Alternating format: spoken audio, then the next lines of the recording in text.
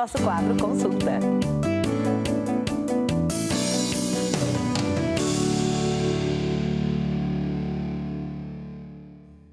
Já chegou o fim do ano, né? E o comércio se aquece, muitas oportunidades de emprego aparecem. São vagas temporárias, mas que muitas vezes podem até se tornar permanentes. Por isso, o Consulta de hoje é sobre os direitos e deveres desses trabalhadores temporários. E hoje nós vamos conversar com a Carla Freitas. Ela é advogada, especialista em direito do trabalho. Oi, Carla, seja bem-vinda. Bom dia, obrigada pela oportunidade. Muitas coisas nós vamos esclarecer aqui hoje, Carla. Por exemplo, essas vagas que são temporárias, elas têm que ser, vamos supor, a pessoa trabalha 2, 3 meses.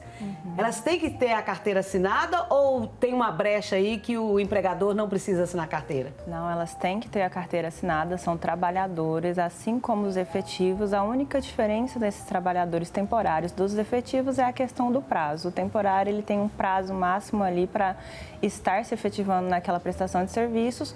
Já o efetivo não, você é contratado e permanece por prazo indeterminados, mas sim, tem que ter essa anotação da carteira. Bom, e se eu trabalhei durante uns 3 meses, que fui temporário, aí depois não deu certo, fui demitida, nesses 3 meses eu tenho direitos trabalhistas, como férias proporcionais, 13º, essas coisas? Sim, tem direito a todos esses direitos, 13º, férias proporcionais. O único direito que o trabalhador temporário não tem são aqueles decorrentes do prazo, porque se tratar de um contrato a prazo, assim, passados 180 dias ele acaba, você não terá direito ao aviso prévio e ao seguro-desemprego. Mas os demais benefícios e direitos, recolhimento de FGTS, recolhimento previdenciário, 13º, férias, o trabalhador temporário tem direito a todos eles. Bom, quando eu for para uma empresa, geralmente os que mais procuram são os lojistas, não é? Sim, a área varejista é a que mais, o comercial é a que mais procura, ainda mais nesse final de ano, época de festas e época de Copa do Mundo, né? Qual outro setor que procura também? Ultimamente, um dos setores que anda procurando bastante a mão de obra de trabalho temporário, que é uma mão muito ágil, né, de trabalho, é aquele período que tem alta demanda, é a indústria, principalmente a indústria farmacêutica, após esse período de pandemia, de Covid, de produção de vacinas.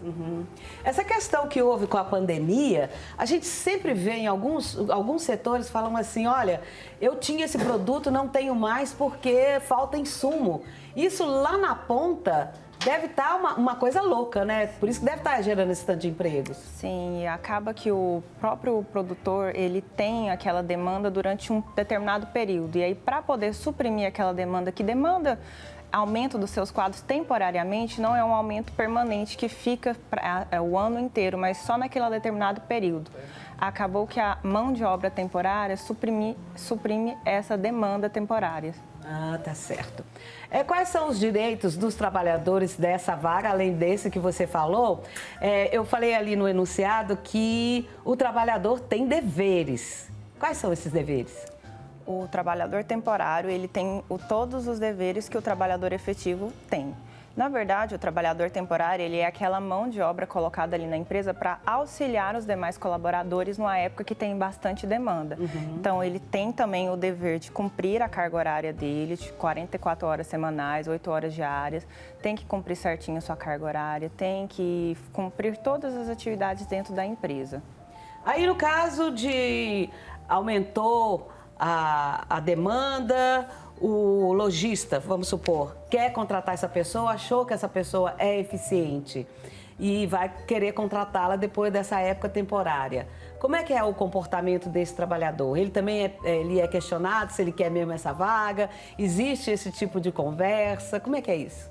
Excelente pergunta. O trabalho temporário atualmente, diante das pesquisas e pela própria Associação Brasileira de Trabalho Temporário, é visto como uma excelente oportunidade do trabalhador se reinserir no mercado de trabalho, porque você fica naquele contrato por um prazo determinado, mas se o patrão, o dono, ver que você está prestando bom serviço, tem essa possibilidade de ser efetivado. Então, assim, aquele funcionário que mostra serviço, aquele funcionário que se destaca ali naquele período, ele pode ser efetivado a qualquer momento pela empresa que ele está prestando serviços. Agora, um setor que também está crescendo muito é o setor de eventos.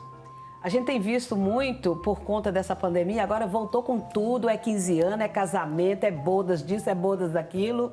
E esse empregado, essa pessoa que trabalha temporariamente, às vezes ele fala assim, não, eu prefiro porque eu vou para uma empresa, vou para outra. Ele seria um flutuante, nem sei se existe esse termo, mas ele vai trabalhando em várias empresas. Qual que é o conselho que você daria para uma pessoa assim, em termos de legalização?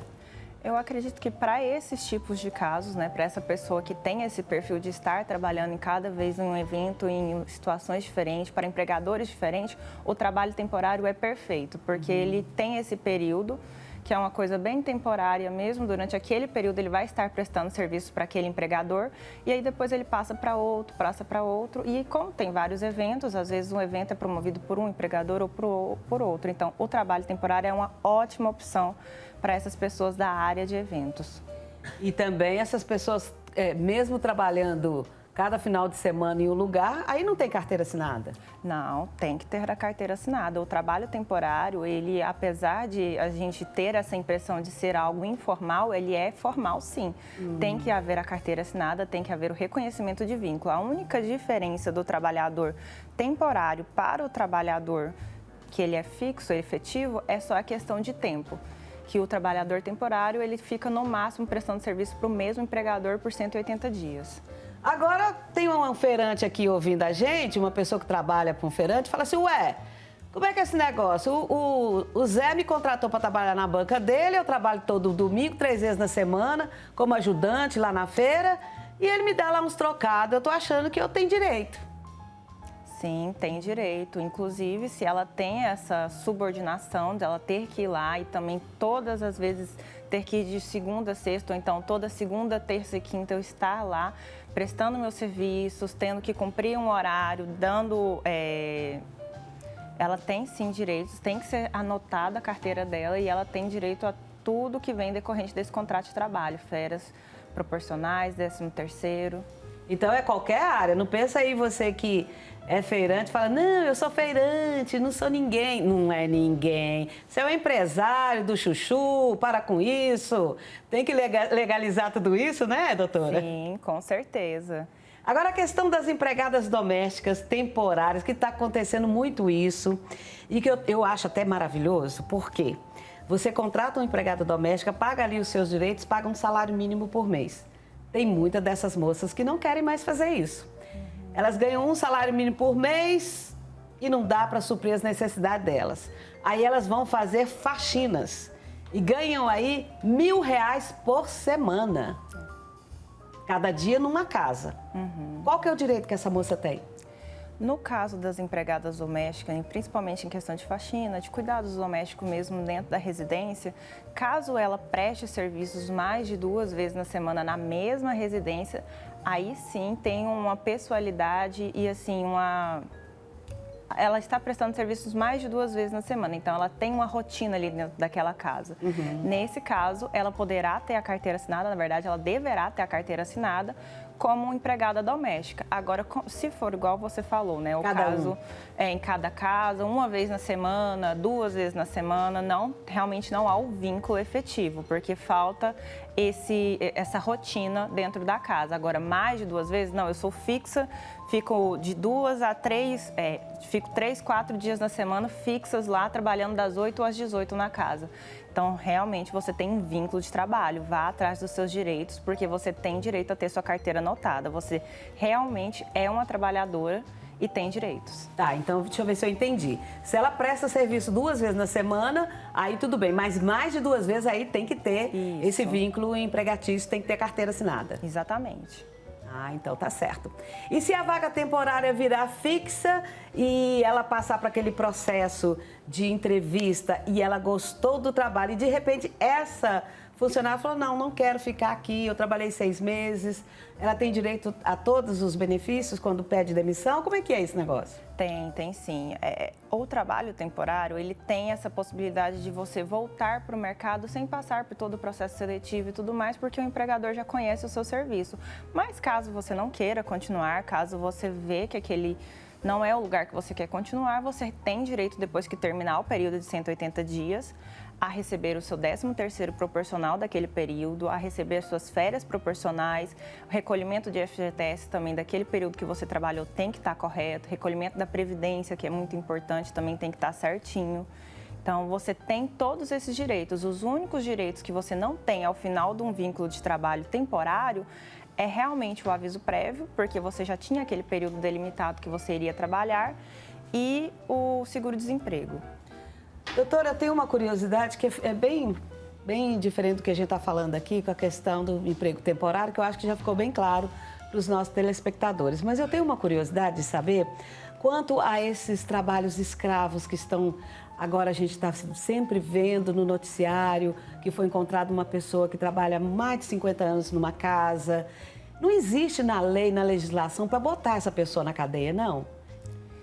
Esse empregador não tem uma brecha, uma vírgula, um adendo, sei lá, alguma coisa? Então, na Justiça do Trabalho, a gente não trata diretamente com a lei penal, que é o que vai levar esse sujeito para a cadeia.